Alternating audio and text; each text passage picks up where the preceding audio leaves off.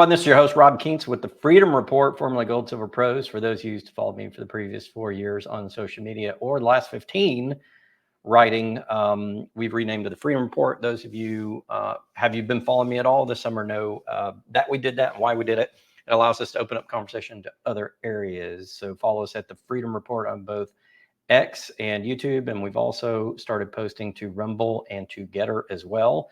I'm working with Spotify to fix our podcast. For the last 5 months, I have not been able to log on to Spotify to post the podcasts because Spotify bought out Anchor, which was the previous distribution partner we had, and their process for migrating from Anchor to Spotify is broken. They also don't provide a lot of ways for us to get support. I posted on their Twitter, or DM them on their Twitter account, Spotify Cares. It took them about a week to respond. I provided my information. It's been another 4 or 5 days. I still don't have a response. So what we may do is just get rid of Spotify, since apparently they don't want all the podcasters on there. And it appears as though they're going to selectively pick the ones they want. And I'll probably pick another podcast platform that is amenable to us. I'll keep you guys updated. So for those of you that used to follow us on the podcast platforms, our distribution partner was bought out by Spotify, and Spotify has apparently broken that process and sees no interest in getting their podcasters onto their network. I won't claim that they're trying to shadow ban anybody. I really don't care, but I think we may move on from Spotify. But you can follow us on those other channels. All right, for today, we're doing the economic report. Those who've been following the program may not have seen me last week. I announced that we're separating out the economic report from the gold report on purpose, because things are starting to get interesting in these two separate videos, and we're trying to shorten our overall content length. I'm now 2 minutes into this without getting into the details, so let's do that. Today, I'm going to take a little bit of a different approach on the economic report. I'm going to give you some of the economic data points, but instead of just doing stories, I'm going to focus on a story, and I'm going to debunk a lot of the data in that story. Now, why am I doing that? For those of you that follow me, you know that I'm basically the closest thing to a libertarian. I believe in people having their own rights in small government. I don't subscribe to either the red or the blue team, the Republicans or the Democrats. The last few presidential elections, I have voted for the Constitution Party, which you can look up online because they're closest to the original version of the Constitution in small government. That being said, it is obvious that the media in this country has a left-leaning bias, and I'm not alone in that opinion. If you're on the left or vote Democrat, this may make you angry. I don't care. I'm just calling it like I see it. Like I said, I'm not a Republican or a Democrat. I'm not a conservative or a liberal. I'm a libertarian. I separate myself from all of that because I think both parties have largely been captured by large moneyed interests. And I noticed that when I was 18 years old and I first registered to vote. I've been an independent ever since, my entire life, for over 30 years. That being said, I want to debunk a story regarding some financial data that's been put out that's obviously leaning to the left. And I'm only doing that not for the purpose of caring about what the left or right thinks, but because if you're an everyday person and you're reading the media, you can get misled. And part of the benefit of social media and my channel is looking at how the media and the government portrays statistics and how quite often it's not really the truth. It's there to make you believe a certain story or a certain viewpoint, but you must do more research. And that's literally why this channel exists. I don't care whether information comes out that looks like it's right-leaning or left-leaning. It makes no difference.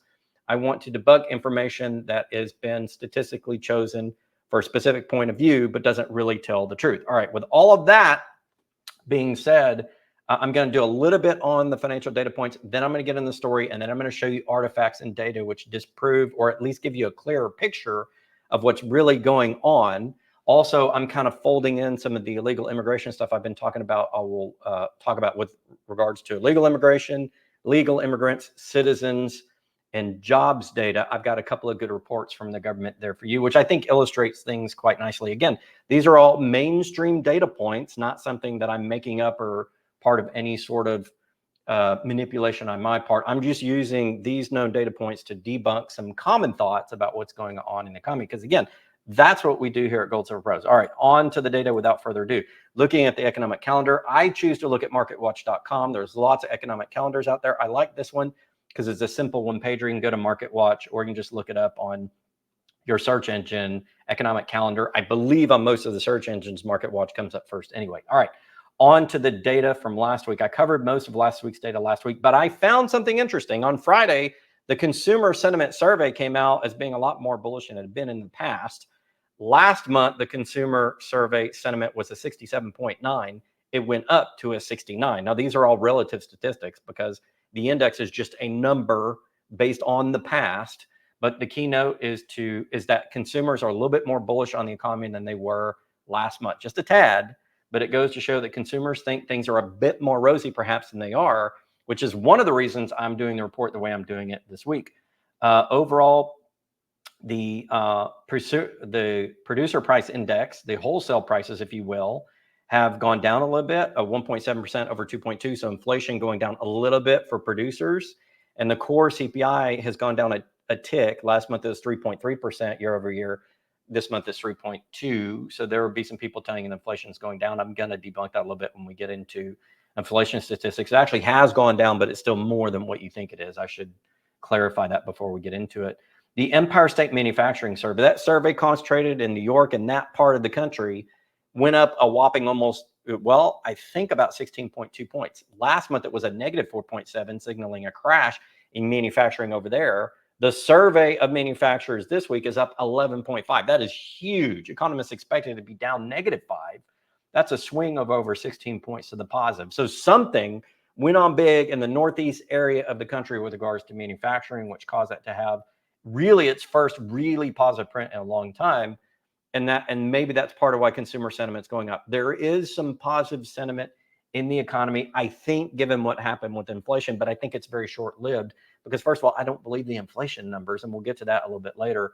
U.S. retail sales were up 0.1%. They were up 1.1% last month. So retail sales did fall. The growth did fall from last month, and they inched up 0.1%, which is basically flatline for all intents. But they weren't up as much as last month. So even though the consumers are positive, the actual retail sales went down. So that's where I'm saying the perception of what's going on and what's really going on are two separate things. And you're going to see that tale of two perspectives driven largely by the media, but also in the numbers, which is kind of confusing to some people. Industrial production went up 0.8%. It was down 0.9% last month. So it's doing like this. It's basically range trading industrial production. Capacity utilization, however, is up. What is capacity utilization? If you take a measure of all the potential productive capacity of the economy, it's up slightly to 78% versus 77.8 last month, just up slightly. Now, it's 22% off of what we could produce, which means there's a lot of slack in potential production in the economy. In other words, we could be doing a lot more with the exact same spend and the exact same resources we have. We don't need the government to spend more. We just need capacity to go up. Well, for capacity to go up, demand has to go up, and demand has not returned since we had the pandemic in 2020 and the shutdowns in 2020. And that's why I report that number. The economy's never rebounded to where it was before in terms of its ability to produce given existing resources. Forget needing additional spending. So I would say to the government, you don't need to spend more. You need to get the current economy to produce more because it's capable of it. And we're not incentivizing current production based on our current levels without additional spending. That is the economic calendar. Here's an article on CNBC talking about the Fed and interest rates. We're going to have a big announcement on interest rate cuts this week from the Fed. They're meeting for 2 days, today and tomorrow. I expect by sometime tomorrow afternoon, they'll announce whether they're doing a Fed cut. Now, they may have announced it by the time this video comes out. I'm doing this as of 2:30-ish Central Time on September 17th. By the time the video goes out tonight, they may have already made an announcement, but I expect it probably tomorrow. But anyway, according to this article, the CNBC expects, due to a Fed survey, the Fed to cut rates by 1/4 point with a soft landing expected, according to the CNBC Fed survey. And this is just a media survey. It doesn't really mean anything, but I'm going to show you a couple of exhibits on this. Let's go straight to the screen presentation, shall we? Ladies and gentlemen, here we go. With considerable uncertainty about what the Federal Reserve would do at the meeting this week, according to CNBC, respondents to the CNBC Fed survey are forecasting a more gradual approach to rate cuts than currently priced into markets. The survey shows 84% of the 27 respondents, including economists, fund managers, and strategists, see the Fed cutting by 1/4 percentage point, with 16% seeing a 1/2 point decrease. That compares with a 65% probability of a 1/2 point now priced into Fed futures markets. So it's expected the Fed may cut a little bit less than they originally said. We'll see how that affects markets when it happens. Will they cut 25 basis points, 50 basis points? We don't know. But as we get closer to that announcement this week, the economists and strategists are thinking it's going to be a little bit less of a cut than the market originally anticipated, which means the market may sell off a bit. If that's the case, we'll see what happens for the rest of the week. Here's the survey, the current, and all that data. There you go. Soft landing expected. From the same survey, 74% said the cut will come in time to preserve a soft landing. A soft landing basically means the economy won't crash. It will just soften a little bit and we'll be out of this and we won't be in recession anymore.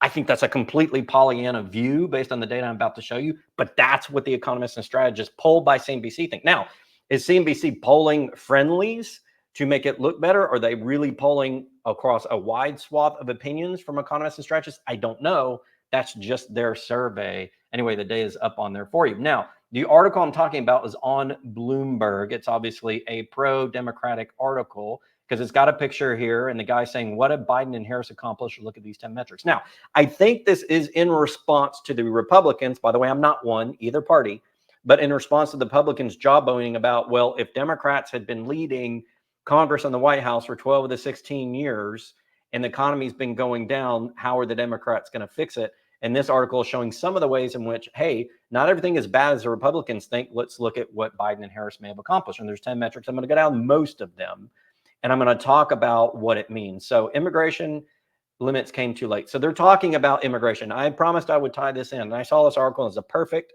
chance to talk about immigration, illegal immigration, legal immigrants, and natural-born citizens, and employment in the economy. We're going to mix that into this report today since I promised it.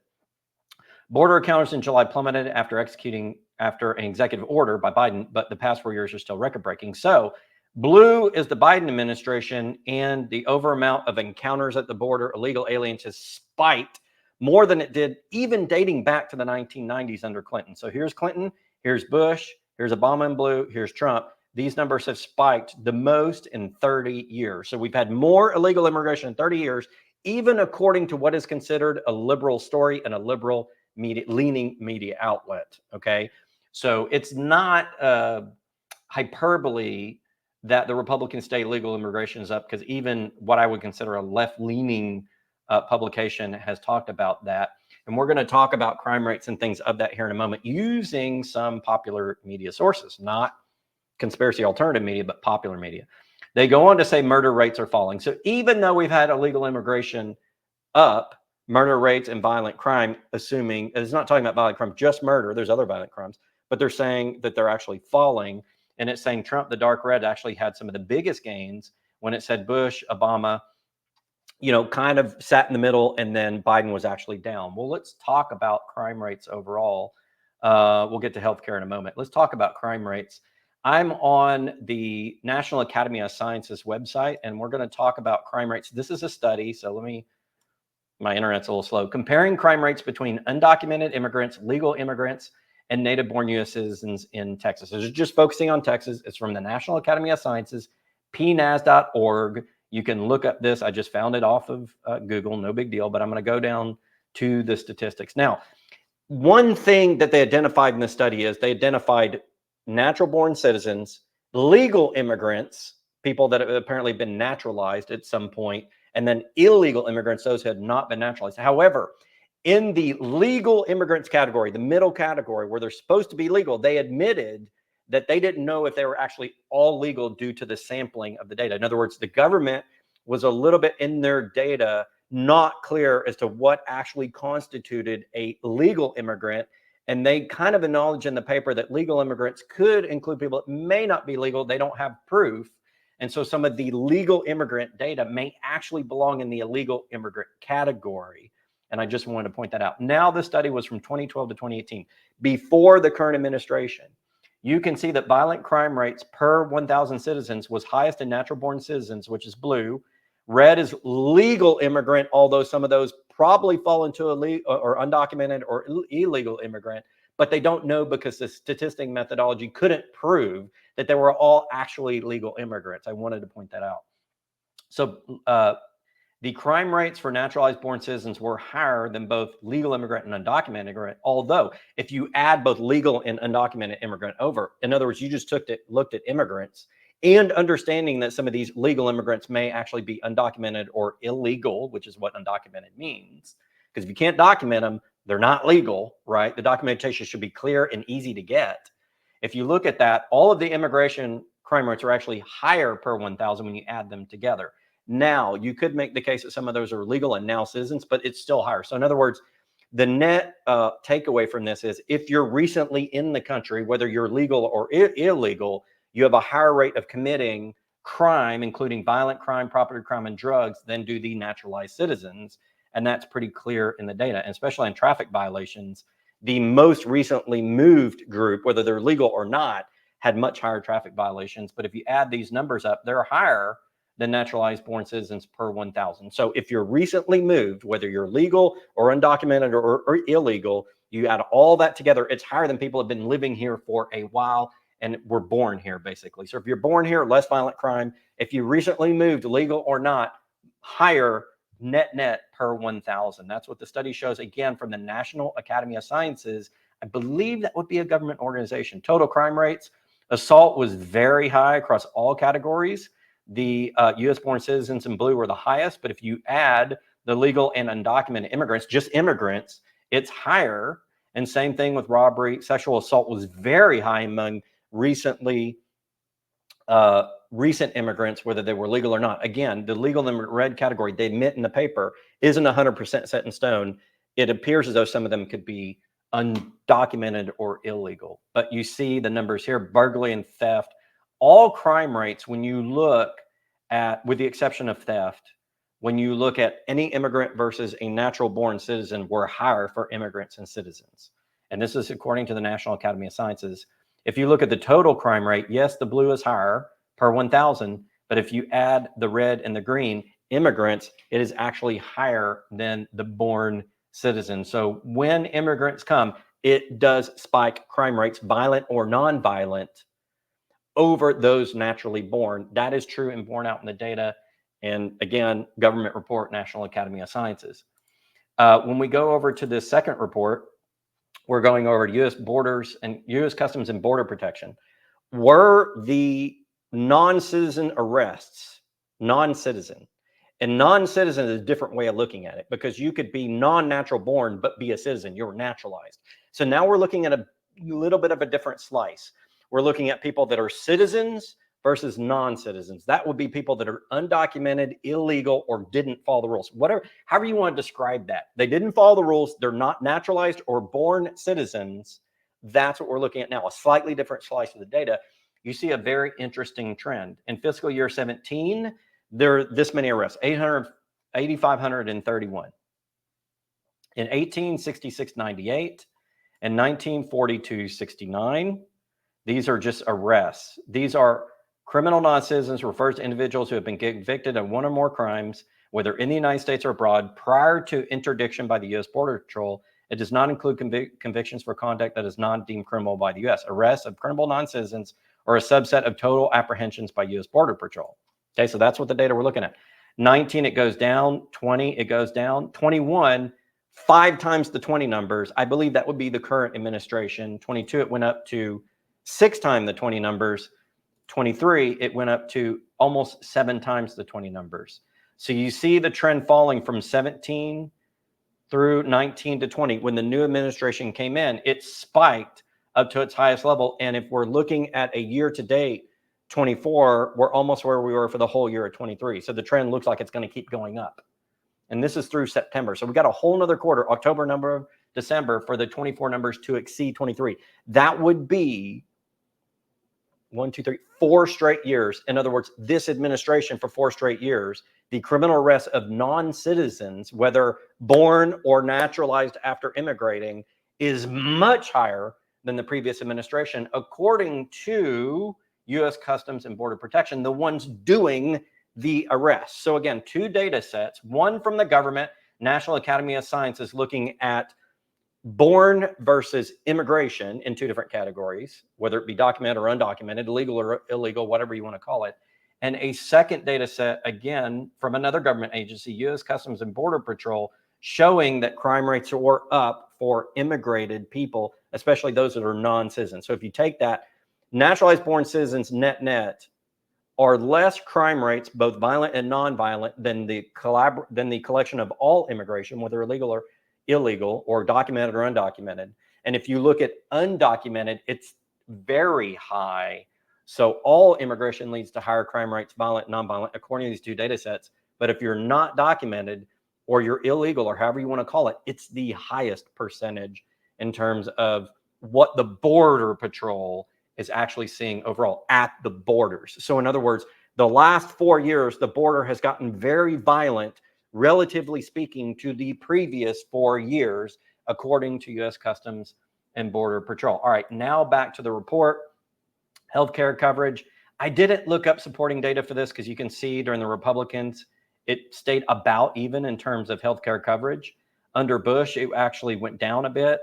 Then under Obama, it went up, and then Biden, it went up. So it appears as though those programs to get people into the healthcare coverage program have been increasing healthcare coverage. However, a lot of these may be illegals because a lot of illegals can get healthcare coverage. We don't know, or undocumented, if you will, or just immigration in general. I didn't look that up, but if you know that more people are coming in the country or undocumented or aren't citizens and coverage is going up, a large portion of them probably are. I'll break that down to another report. I didn't want to focus on that here. We'll break down healthcare coverage into another report. Now, what about job creation? This one I have a lot of fun with, because if you look at the report, you've got George W. Bush in light red, then you've got Obama, which had negative and then it went up, and then you had Trump, which went up and then plummeted in 20. They say it plummeted. And then you look at the jobs that were created were very high under Biden, but they're coming down. So overall, it looks like, just according to this graph, that Biden had the best job creation out of the last 24 years in terms of his proportion of the pie. Doesn't mean that we recovered all the jobs we lost after 2008, 2009, because we haven't, and I'll show you that on the labor force participation rate. But as a presidential administration, it looks like he's had the biggest overall jump. Even though if you add the Trump numbers are not bad, it looks like he's had the biggest jump. But let's break labor down and talk about that for a moment. The best measure of participation of anybody who wants to work, period, in the economy, the whole, the unfiltered, unmanipulated whole number, is labor force participation rate. And we've never recovered after the tech crash under any administration, and that includes Republicans or Democrats. We have not recovered the total percentage of available workers to getting jobs, any job, any participation, part-time or full-time, since the tech crisis. That's almost 25 years, almost 2.5 decades, under any president, Republican or Democrat. As a libertarian, I look at that and say, our process for getting people to work is broken, and we need more entrepreneurialism, and we need smaller government to allow people to create more jobs. That's my take, you know, which may offend everybody out there, but I think it's the truth looking at the data. Now, we did have a slight recovery after the shutdowns, but it never recovered to the shutdowns. So we had the tech crash, it went down. We had 2008, 2009 Great Recession, it went down. We had the shutdowns in government due to the pandemic, it went down, and it's never recovered to any of those levels. It did recover a little bit after the pandemic, but even with all these supposed job creation by the recent administration, it's never recovered. So even the jobs created have not recovered the economy from where we were from the previous administration, or dating all the way back to our high, our nation state high in 2000. So in 2000, it was the best. Then it's come down with a couple of small recoveries, but it's never gotten back. So we're going to dive deeper in this and show you what this really means when we dive deeper in the data. Here is the foreign-born employment level. So if you want to look at where all of these new jobs are going the last few years, look at the Fed's database of foreign-born. Since 2020, the new administration, foreign-born employment is going up, while overall employment is not recovering. So in other words, it's easy to say that most of these new jobs created during the current administration went to foreign-born workers, according to government data on your screen, or actually Fed data. Fed's not part of the government, but according to the Fed and the central bank's economic analysis, according to the St. Louis Fed. So let's say it one more time. The recent administration has said they've done the best job, if we look at the jobs numbers, of creating new jobs, even though it's never recovered from the pandemic or the Great Recession or the tech crisis. And the people that are getting them are foreign-born workers. This is all according to mainstream data, mainstream sites. No conspiracy theories here. Mainstream data, mainstream sites. Well, got one more for you. This is the Center for Immigration Studies. Who is the Center for Immigration Studies? Let's look it up. I'm going to load their about page.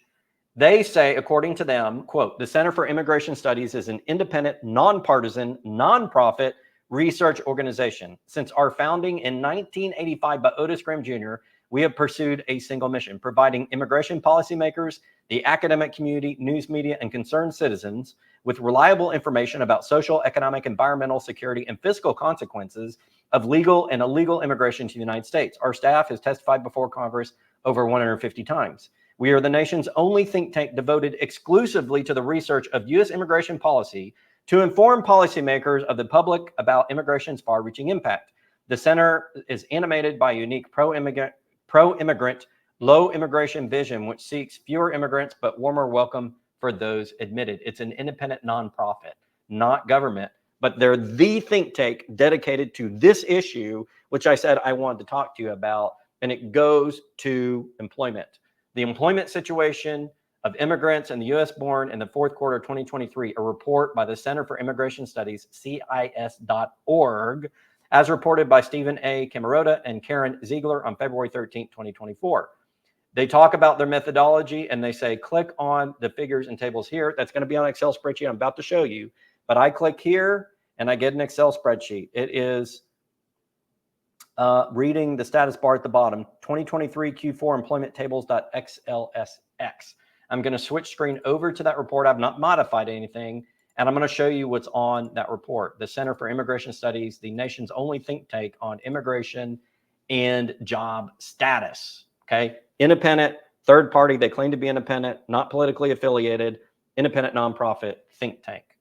On figure 2 of their report, there were 2.9 million more immigrants employed in the fourth quarter of 2023 than in 2019 before COVID. What did I just show you about immigration employment from FRED, the Fed's database, the St. Louis Federal Reserve Bank? Same thing. Immigrants are getting the jobs while the overall share of people, and we'll see men later in this report, of people working in the U.S. has fallen since 2000. Of the jobs created, the majority of them have gone to immigrants, whether documented or undocumented. They don't make the distinction, just immigrants. You can see here, it's risen above the line of the trend line. Not only are the immigrants getting the job, they're accelerating past the trend line of overall immigrant in the last years since, and that started in 2020. Since the new administration came on, the emphasis has been getting on immigrants' jobs faster than jobs are growing total. That's according to this independent think tank. The percentage increase in number of immigrants employed since 2000 has been enormous. In their words, not mine. While the number of U.S. born employed has grown relatively slowly. The U.S. born is in blue, the immigrants in red. 61% increase, while U.S. born only 10%. Straight from an independent third-party think tank. So again, do we believe the article that came out in Bloomberg that I showed you at the beginning of the presentation? Or do we believe this independent think tank and the Fed's data and the data available publicly from the government, PNAS? I'm thinking we believe this over the article written at Bloomberg. That's what I think. I've got 3 different sources. Figure 4, change in numbers working compared to fourth quarter of 2019. Here's pre-COVID and a post-COVID snapshot for the fourth quarter. We see that natural born in blue are down, U.S. born, while immigration is up. In fact, U.S. born employment has gone down every year since COVID started, since the shutdown started, while immigration has gone up every year starting in 2021. Who's getting the jobs, natural born or immigration? It says right here in the data. And the source is the Center for Immigration Studies analysis of the current population survey public use files for every year from fourth quarter 2019 to fourth quarter 2023.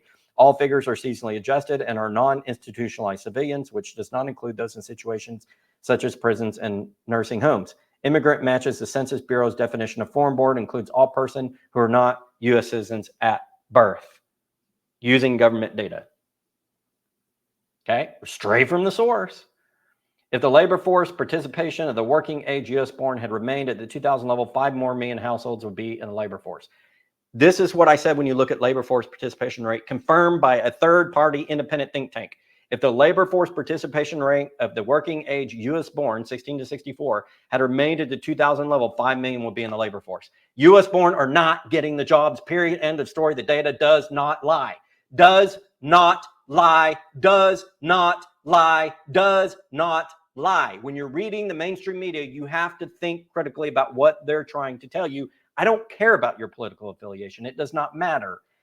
This data doesn't lie. They skew the data to try to convince you. The media is like a propaganda organ for whomever they're doing it for, but they're not reporting the truth all the time, at least not the full truth. And you got to go find it yourself. And that's why you come here, because that's what I do every damn week.